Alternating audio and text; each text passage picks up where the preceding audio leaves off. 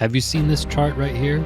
Every 30 or 40 years, the markets worldwide go into a dead period where they move sideways. It's the worst times in human history, and then the market refreshes and we go on to a new cycle.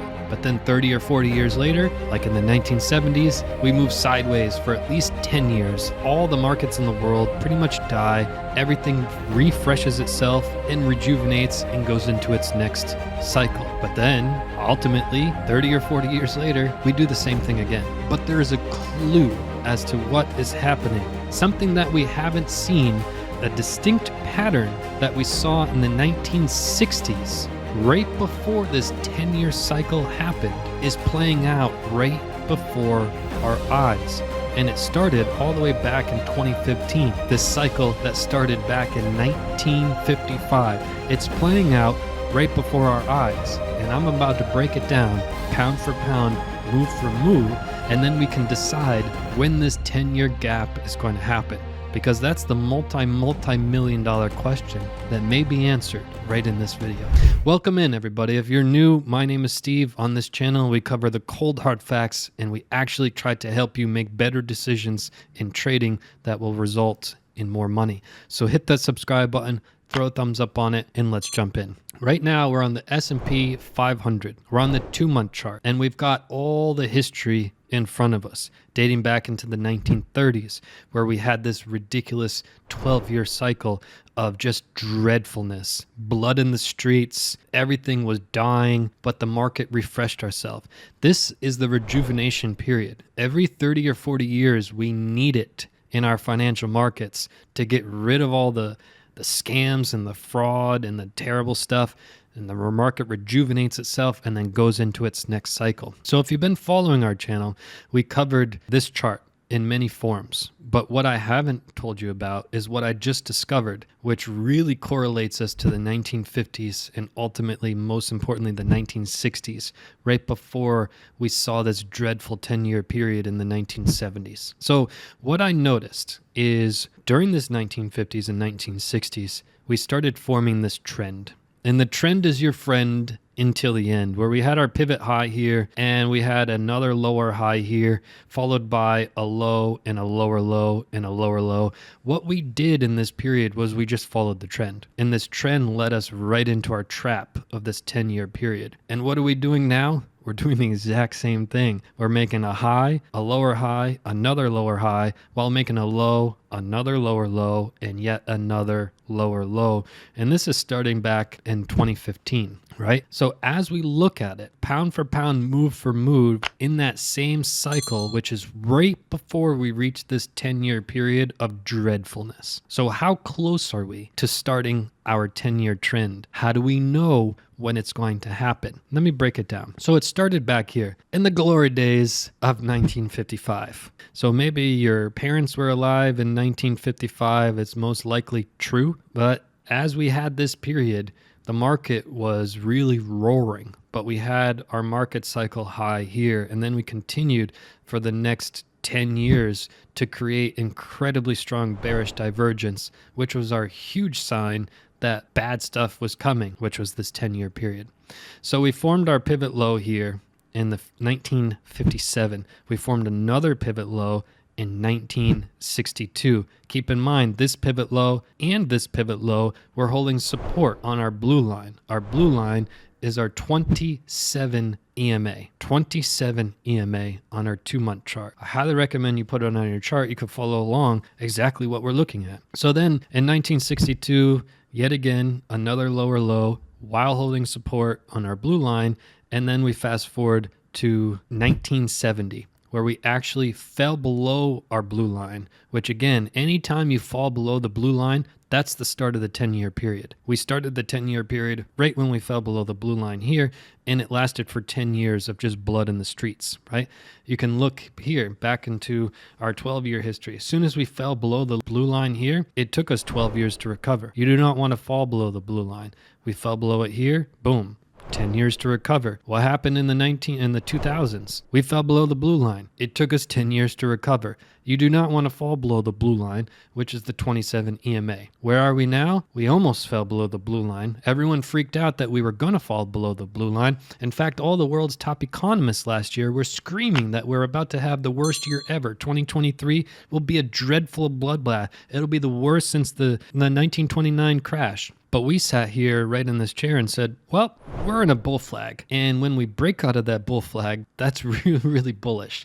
And we broke out in November of last year. We broke out of the bull flag and confirmed it. And we sat right here in this chair and said, we're going to go against everyone in the world. They think that 2023 is going to be a dreadful crash. I think the opposite. And the stock market had the best start, the best first 6 months to a year in 40 years. So all the world's top economists were wrong, and the chart won. Trust the chart. This is a bull flag. We broke out of it. We confirmed it here, and the rest is history. So we avoided this blue line, but we got close to it. And when we got close to it, we created yet another lower low. Exactly what we saw in the 1960s. So 1960s, we were falling into this blue line, holding support while creating another lower low. That's what we're doing here.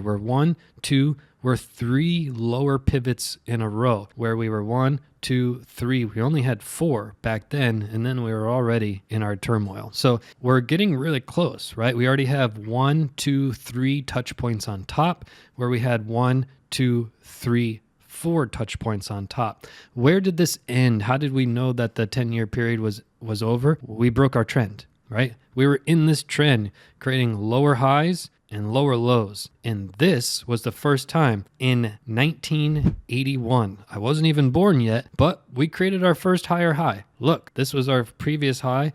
We created a higher high and a higher high in price. This is when we broke out of that 10-year period in 1981, right? We just broke the trend. The trend is your friend until the end. As soon as you break a trend, we start a new trend and a new cycle, right? So we're in this trend. We've been in this trend literally since January of 2015. It's been a while, right?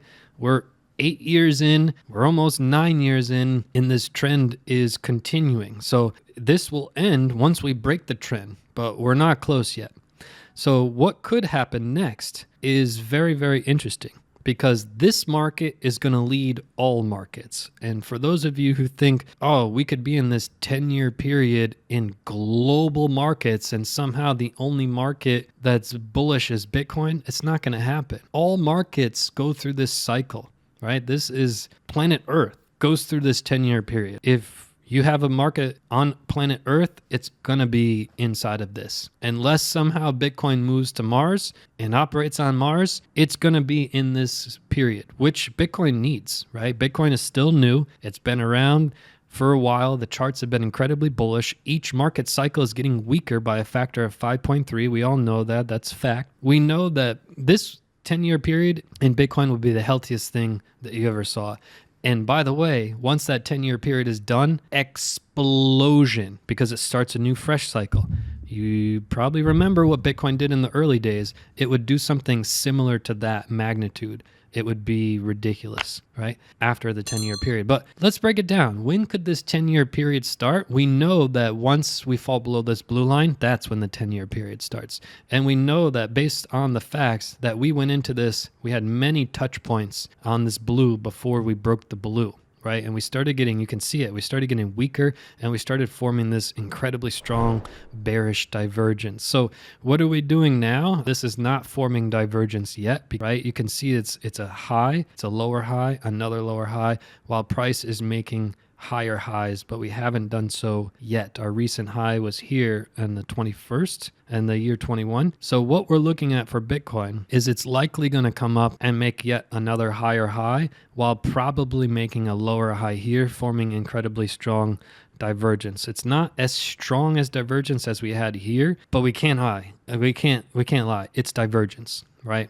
It's literally lower here and literally higher here, right? At the same time, we're making a low and another lower low and another lower low. So what can we expect from the stock market? It's probably a new all-time high, followed by yet another pivot low here. probably getting rejection from this area. And ultimately, we're going to come back down to make yet another low here. And maybe that touch point is the one that brings us below this blue line.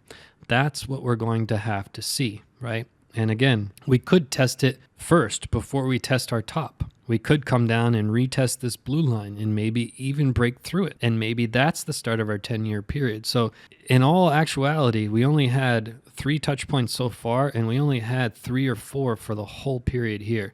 We only have 3 touch points at the bottom. We only had 4 during this whole period here.